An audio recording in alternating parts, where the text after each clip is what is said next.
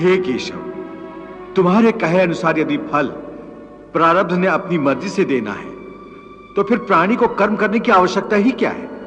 कर्म करने की आवश्यकता क्या है, यह जानने से पहले यह तो जान लो कि प्रारब्ध क्या है, प्रारब्ध कैसे बनती है।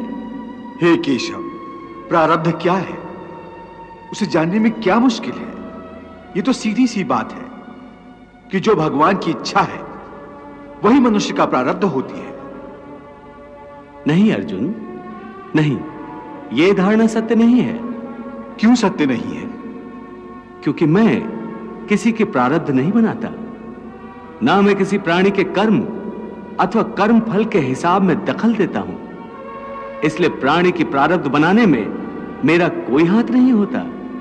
फिर कौन बनाता है प्राणियों का प्रारब्ध? प्राणियों के अपने कर्म। अर्थात ये कि प्राणी जैसे कर्म करेगा उसका वैसा ही फल पाएगा।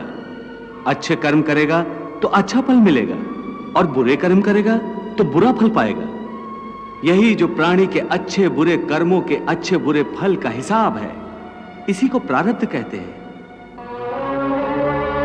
अपने पुण्य कर्मों के फलस्वरूप सुख और अपने पाप कर्मों के फलस्वरूप दुख प्राणी को इसी जन्म में या अपने अगले जन्म में भोगना ही पड़ता है, वो टल नहीं सकता।